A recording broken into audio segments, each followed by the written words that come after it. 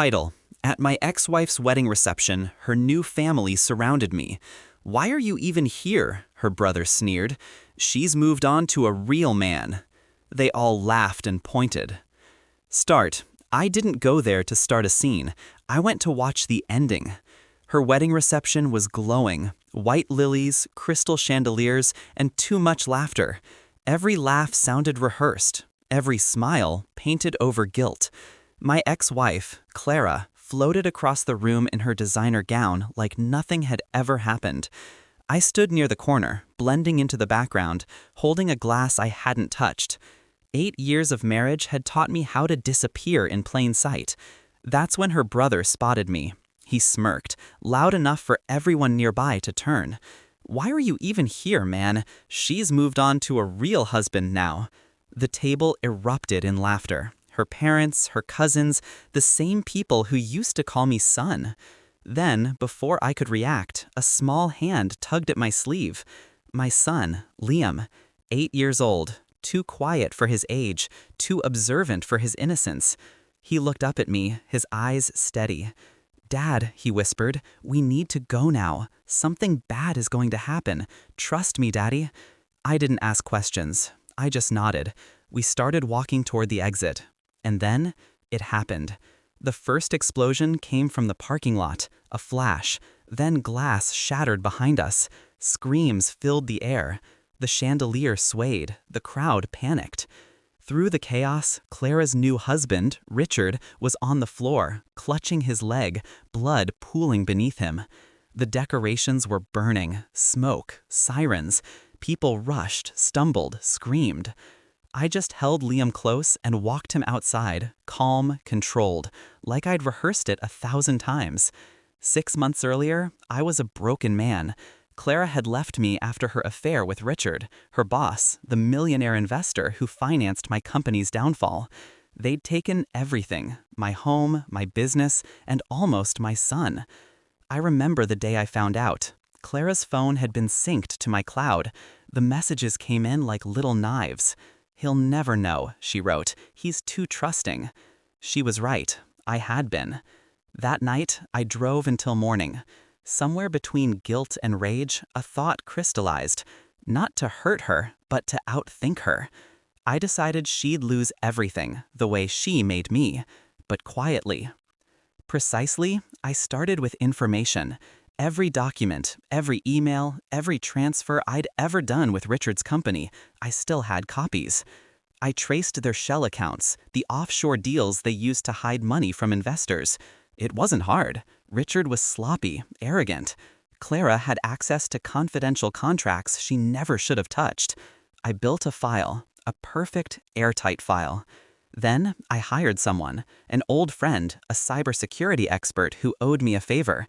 Together, we planted data leaks, anonymous tips, and hidden transactions leading back to Richard's name. Slowly, his empire began to rot from the inside. Next came the wedding.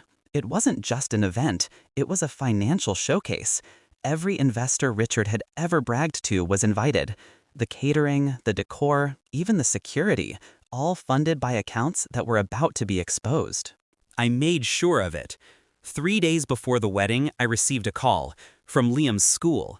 He'd been suspended, not for fighting, but for warning another kid that sometimes bad people get punished in public. He was too perceptive. He had seen too much. Maybe he knew what I was doing, even if I never said it out loud. "Dad," he told me that night, "Mom doesn't love him. She just doesn't know it yet." I smiled. She will. The day of the wedding, I arrived early, watched every guest arrive. My role was simple, to witness. By the time the reception began, the first domino had already fallen.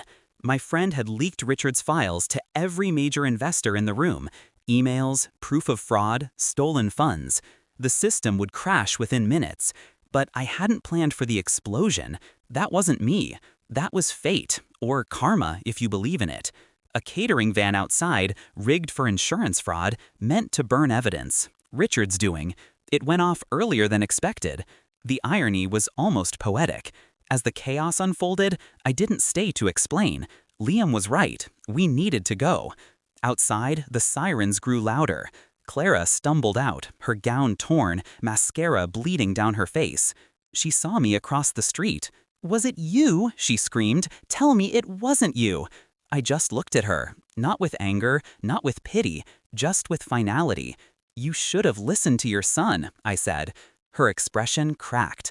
Confusion, realization, fear. That's when the police cars arrived, not for me, but for Richard. The warrants had gone through. Fraud, embezzlement, tax evasion. His empire collapsed before the fire was even out. I watched her world burn while mine quietly rebuilt itself. Weeks later, the papers called it the Wedding Inferno. No one died, but everything Richard owned was seized. Clara filed for bankruptcy. She called me once, begging for help. I didn't answer. Instead, I walked with Liam through our new house, smaller, quieter, but free. He looked up at me again, same calm eyes. "You knew it would happen, didn't you, Dad?" I paused, then knelt beside him. I knew justice has a way of finding its moment. He smiled, the way kids do when they sense a secret they can't fully grasp. Now, months later, I still replay that night. The laughter, the sneer, the explosion. The look on Clara's face when the truth hit her harder than the blast ever could. People say revenge consumes you. Maybe they're right, but sometimes it purifies you first. I didn't destroy her. I just removed the mask she built her life behind. And when the fire rose, I didn't feel anger, only peace. Clara's brother once told me I wasn't a real man. Maybe he was right then. But standing outside that burning hall, holding my son's hand, I finally understood. A real man doesn't raise his voice. He raises consequences. And I did, perfectly.